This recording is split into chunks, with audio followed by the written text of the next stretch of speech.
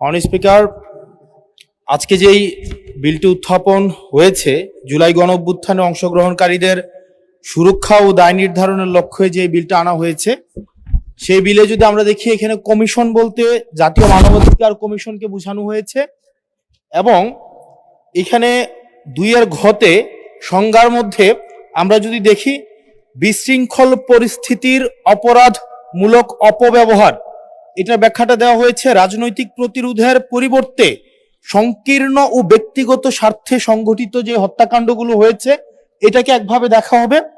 আর আরেকটা হচ্ছে গণতান্ত্রিক ব্যবস্থা পুনরুদ্ধারের উদ্দেশ্য যেই কার্যাবলীগুলো সংগঠিত হয়েছে সেটাকে একভাবে দেখা হবে।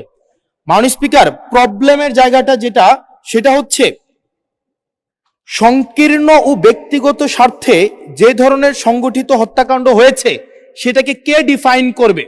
সেটাকে কিন্তু ডিফাইন করবে এই আইন অনুযায়ী জাতীয় মানবাধিকার কমিশন। অর্থাৎ এই ইনডেমনিটিটা জাতীয় মানবাধিকার কমিশনের উপরে নির্ভর করবে। এবার এই জাতীয় মানবাধিকার কমিশনের যে অধ্যাদেশ সেটা কিন্তু ইতিমধ্যে ল্যাপস করে দেওয়ার প্রস্তাব দেওয়া হয়েছে।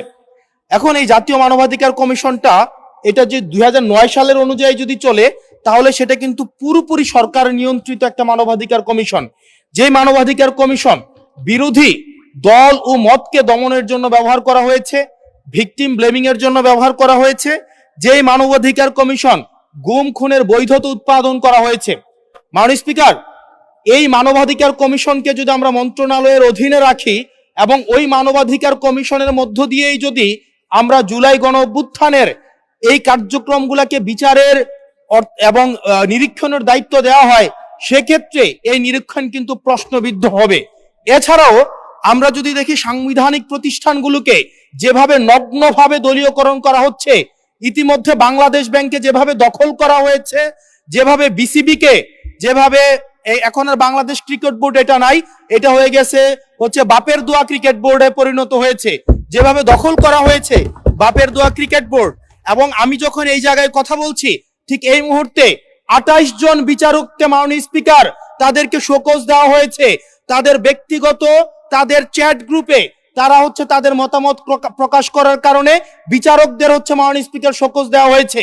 এই বাস্তবতায় আমরা এই গণঅভ্যুত্থান পরবর্তী সময়ে যদি জাতীয় মানবাধিকার কমিশনকে একটা মন্ত্রণালয়ের অধীনে রাখি, স্বরাষ্ট্র মন্ত্রণালয়ের অধীনে রাখি, তাদের মাধ্যমে আমরা নিরপেক্ষ কোন ধরনের অনুসন্ধান আমরা কতটা পাবো সেটা নিয়ে কিন্তু আমরা সন্দিহান। সেই জায়গা থেকে এই বিলটিকে যদি আমরা বাস্তবায়ন করতে চাই, এটাকে যদি আমরা ফাংশনাল করতে চাই, শুধুমাত্র অর্নামেন্টাল না, যদি আমরা ফাংশনাল করতে চাই, তাহলে জাতীয় মানবাধিকার কমিশনকে অবশ্যই সেটাকে অটোনমাস করতে হবে। আমার সামনে যারা আছেন, আমরা হয়তো আমাদের থেকে এখানে প্রত্যেকটা সদস্য নির্যাতন, নিপীড়ন এবং তাদের যে পলিটিক্যাল রিপ্রেশনের মাত্রা শত সহস্র গুণ বেশি। আমরা তাদের কাছে প্রত্যাশা করেছিলাম এই জাতীয় মানবাধিকার কমিশনকে তারা একটা স্বতন্ত্র বডিতে নিয়ে যাবে, অথচ আমরা দেখলাম যারা সবচেয়ে বেশি নির্যাতিত হয়েছে, নিপীড়িত হয়েছে, তারাই এটাকে একটা মন্ত্রণালয়ের অধীনে রাখতে চাচ্ছে। এই অজুহাতে যে জাতীয় মানবাধিকার কমিশন যদি অটোনমাস হয়ে যায়, তাহলে সেটাকে এটার জবাবদিহিতা কিভাবে নিশ্চিত হবে?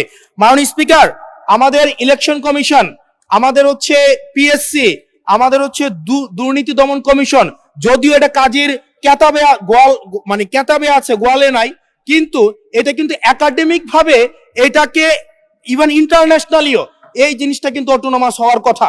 সেজন্য মাননীয় স্পিকার, যেভাবে বর্তমানে প্রতিষ্ঠানগুলো নগ্নভাবে দলীয়করণ করা হচ্ছে, সেজন্য জাতীয় মানবাধিকার কমিশন যে দলীয়করণ করা হবে না, আবার বাপের দোয়া একটা মানবাধিকার কমিশন বা বিরোধী দল দমন কমিশন করা হবে না, এটার প্রতি কিন্তু আমাদের আস্থা নাই।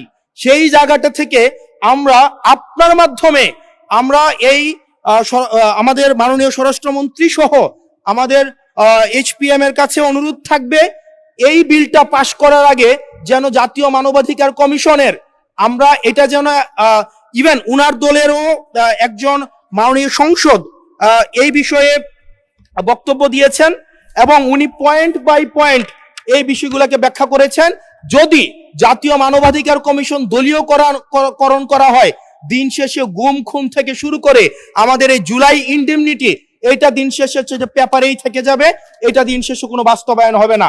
সেই জন্য মাননীয় স্পিকার, এই বিলটা পাশ হওয়ার আগে আমাদের জাতীয় মানবাধিকার কমিশনের এই বিলটা হচ্ছে সুরাহা হওয়া, নিষ্পত্তি হওয়া জরুরি।